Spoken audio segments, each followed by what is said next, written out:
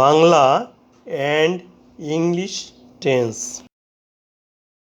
জামাল নিয়মিত তার পড়া শেখে। জামাল নিয়মিত তার পড়া শেখে, এটা জামালের অভ্যাস। অভ্যাস বোঝালে প্রেজেন্ট ইনডেফিনিট টেন্স হয়। এই বাক্যে ক্রিয়াপদ বা ভার্ব শেখে। মূল ক্রিয়াপদ শেখ। ক্রিয়াপদের মূলের সাথে একার যুক্ত আছে। ক্রিয়াপদের মূলের সাথে একার বা এ যুক্ত থাকলে প্রেজেন্ট ইনডেফিনিট টেন্স হয়। মূল ক্রিয়া শেখ, ইংরাজি লার্ন। তাহলে লার্ন ভার্বের ফর্মগুলো দেখে নেই। লার্ন অর্থ শেখা, প্রেজেন্ট ফর্ম বা ভার্ব 1। লার্নড পাস্ট ফর্ম বা ভার্ব 2। লার্নড পাস্ট পার্টিসিপল বা ভার্ব 3। কে শেখে? জামাল, সাবজেক্ট বা কর্তা। ক্রিয়াপদকে কে দিয়ে প্রশ্ন করে যে উত্তর পাওয়া যায় তাহাই সাবজেক্ট। কি শেখে? তার পড়া, অবজেক্ট বা কর্ম। ক্রিয়াপদকে কি দ্বারা প্রশ্ন করে যে উত্তর পাওয়া যায় তাহাই বস্তুবাচক অবজেক্ট। কখন শেখে? নিয়মিত, অ্যাডভার্ব টাইম। ক্রিয়াপদকে কখন দিয়ে প্রশ্ন করে যে উত্তর পাওয়া যায় তাহাই অ্যাডভার্ব টাইম। প্রেজেন্ট ইনডেফিনিট টেন্সের স্ট্রাকচার।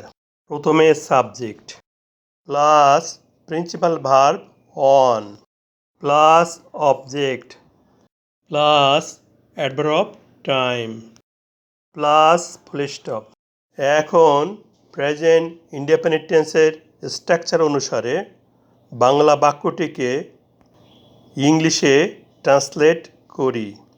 প্রথমে সাবজেক্ট বসবে। এখানে সাবজেক্ট পাচ্ছি জামাল, ইংরেজি জামাল। তাহলে সাবজেক্টের স্থলে জামাল এসে বসবে। এরপর ভার্ব 1 বসবে। শেখ, ইংরাজি লার্ন। লার্ন ভার্বের ভার্ব 1 পাচ্ছি লার্ন। তাহলে ভার্ব 1 এর স্থলে লার্ন এসে বসবে। জামাল একটি নাম, থার্ড পারসন সিঙ্গুলার নাম্বার এবং সেন্টেন্সটি present indefinite tense. Subject third person singular number হওয়ায় ও সেন্টেন্সটি প্রেজেন্ট ইনডেফিনিট টেন্সে থাকায় ভার্বের সাথে এস যুক্ত হবে। এরপর অবজেক্ট বসবে। অবজেক্ট পাচ্ছি তার পড়া, ইংরাজি হিজ লেসন। তাহলে অবজেক্টের স্থলে হিজ লেসন এসে বসবে। এরপর অ্যাডভার্ব টাইম। অ্যাডভার্ব টাইম পাচ্ছি নিয়মিত, ইংরেজি রেগুলারলি। তাহলে অ্যাডভার্ব টাইমের স্থলে রেগুলারলি এসে বসবে। বাক্যের শেষে ফুল স্টপ বসবে।